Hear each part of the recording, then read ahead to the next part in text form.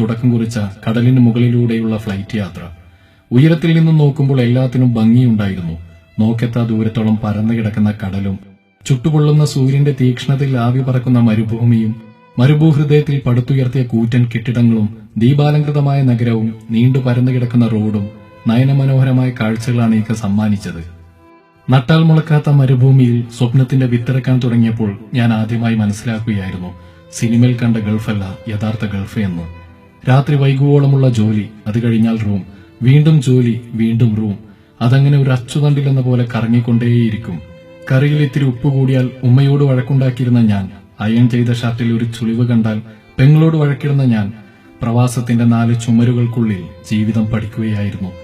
ഒരിക്കൽ പനി വന്ന് സഹായത്തിന് ആളില്ലാതെ കട്ടിലിൽ കിടക്കുമ്പോഴാണ് ഉമ്മയുടെ അഭാവം എത്ര വലുതാണെന്ന് ഞാൻ മനസ്സിലാക്കിയത്. ഒരു ദിവസം ഒരു തവണയെങ്കിലും ഫോൺ ചെയ്തില്ലെങ്കിൽ വഴക്കിടുന്ന ഉപ്പയെയും, എപ്പോഴും എന്തെങ്കിലും കുസൃതി കാണിച്ച് എന്നെ ദേഷ്യം പിടിപ്പിക്കുന്ന പെങ്ങളെയും കുറിച്ചോർത്ത് പലപ്പോഴും ഞാൻ കരഞ്ഞിട്ടുണ്ട്. എന്നാൽ ഈ ചെറിയ പ്രവാസ ജീവിതത്തിനിടക്ക് ഞാൻ പരിചയപ്പെട്ടവരുമായി താരതമ്യം ചെയ്തപ്പോൾ എന്റെ ദുഃഖം വളരെ ചെറുതായിരുന്നു.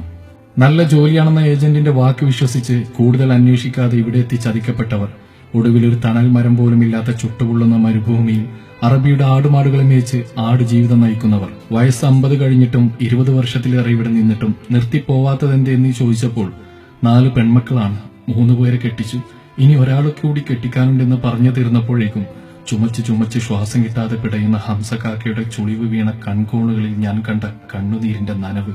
കുട്ടിക്കാലത്ത് തന്നെ ഉപ്പ മരിച്ചിട്ടും ജോലിക്ക് പോയി ഒരു കുറവുമില്ലാതെ തന്നെ വളർത്തിയ സ്നേഹനിധിയായ ഉമ്മയുടെ വിയോഗം അറിഞ്ഞ് എന്റെ ഉമ്മയുടെ മുഖം അവസാനമായിട്ടൊന്ന് കാണാൻ പോലും പറ്റിയില്ലല്ലോടാ എന്ന് പറഞ്ഞ് പൊട്ടിക്കരഞ്ഞ മഞ്ചേരിക്കാരൻ അഷ്റഫ്. ആദ്യ പ്രസവത്തിന് ഭാര്യയെ ലേബർ റൂമിലേക്ക് കയറ്റിയപ്പോൾ നട്ടപ്പാതിരക്ക് ഉറക്കം വരാതെ ടെൻഷൻ അടിച്ചു നടന്ന ഉമ്മർ.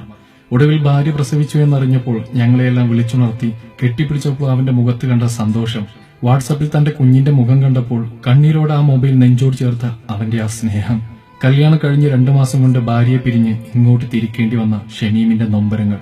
ഒരു പ്രവാസിയുടെ തലയിണക്ക് നാവുണ്ടായിരുന്നെങ്കിൽ അത് പറഞ്ഞു തരുമായിരുന്നു അവനൊഴുക്കിയ കണ്ണുനീരിന്റെ കണക്ക്. ഇതൊക്കെ കേൾക്കുമ്പോൾ ചിലർക്കെങ്കിലും തോന്നാം, അത്ര ബുദ്ധിമുട്ടാണെങ്കിൽ നിർത്തിപ്പോന്നൂടെ, ഇവിടെ കെട്ടിടം പണിക്ക് 1000 രൂപ കിട്ടും, മരപ്പണിക്ക് 1500 കിട്ടുമെന്നൊക്കെ. മരപ്പണി കൊണ്ടൊരു വാതിൽ നിർമ്മിക്കാൻ കഴിഞ്ഞേക്കും, കെട്ടിടം പണി കൊണ്ടൊരു കെട്ടിടവും. പക്ഷേ ജീവിതം കെട്ടിപ്പൊക്കണമെങ്കിൽ ചിലർക്കെങ്കിലും പ്രവാസിയായേ മതിയാവൂ. ഈ അടുത്ത് കൂട്ടുകാരൻ വിളിച്ചപ്പോൾ പറഞ്ഞു, പ്രവാസികൾക്ക് പെണ്ണ് കിട്ടില്ല എന്ന്. ഭർത്താവിന്റെ ചൂടേറ്റ് കിടന്നാൽ മാത്രമേ ദാമ്പത്യമാവൂ എന്ന് തെറ്റിദ്ധരിച്ച ആരുടെയെങ്കിലും ജൽപ്പനങ്ങളാവാം അത്. കാരണം തന്റെ യൗവന ഈ മരുഭൂമിയിൽ പണയം വെച്ച് എല്ലാ സുഖങ്ങളും ത്യജിച്ച് തന്റെ കുടുംബത്തിനു വേണ്ടി അഹോരാത്രം അധ്വാനിക്കുന്ന പ്രവാസികളെക്കാൾ വലിയ ത്യാഗികളായിട്ട് ആരുണ്ട് ഇവിടെ? എങ്കിലും നാട്ടിലെ പല വാർത്തകളും കേൾക്കുമ്പോഴും ഇവിടെയുള്ളവരുടെ നെഞ്ചിൽ തീയാണ്. പ്രിയ സുഹൃത്തെ, നിന്റെ ഓട്ടോയിൽ കയറുന്ന പെണ്ണിന്റെ ഭർത്താവ് ഗൾഫിലാണെന്നറിയുമ്പോൾ, നിന്റെ മൊബൈൽ കടയിൽ റീചാർജ് ചെയ്യാൻ വരുമ്പോൾ അവളുടെ ഭർത്താവ് ഗൾഫിലാണെന്നറിയുമ്പോൾ, നിന്റെ ബസ്സിൽ കയറുന്ന പെണ്ണിന്റെ ഭർത്താവ് ഗൾഫിലാണെന്നറിയുമ്പോൾ, കാമം പിടിച്ച കണ്ണുകൾ കൊണ്ട് അവളെ ചൂഴ്ന്നു നോക്കുമ്പോൾ ഒന്നറിയുക, നിന്നെ പോലെ തന്നെ മജ്ജയും മാംസവും വികാരവുമുള്ള ഒരു ഭർത്താവ് അവൾക്കുമുണ്ടെന്ന്. ജീവിതം 2 അറ്റം കൂട്ടിമുട്ടിക്കാൻ വേണ്ടിയാണ് അയാൾ ഇവിടെ കഷ്ടപ്പെടുന്നതെന്നും. പണ്ട് പഠിക്കുന്ന കാലത്ത് ടൂർ പോവാൻ ഉപ്പയച്ച എന്ന കാശ് കുറഞ്ഞു പോയപ്പോൾ എനിക്ക് ദേഷ്യം തോന്നിയിട്ടുണ്ട്. ഇന്നീ മരുഭൂമി മുഴുവൻ കറങ്ങിയിട്ടും പണം കായ്ക്കുന്ന മരം മാത്രം ഞാൻ കണ്ടിട്ടില്ല. എരിയുന്ന വെയിലത്തും പൊരിയുന്ന ചൂടത്തും രാപ്പകലില്ലാതെ കഷ്ടപ്പെടുന്ന പ്രവാസിയുടെ വിയർപ്പിന്റെ വിലയാണതെന്ന് ഇന്ന് ഞാൻ മനസ്സിലാക്കുന്നു. മറ്റുള്ളവർക്ക് വെളിച്ചം പകരുവാൻ വേണ്ടി സ്വയം ഒരുക്കി തീരുന്ന മെഴുകുതിരികളാണ് പ്രവാസികൾ.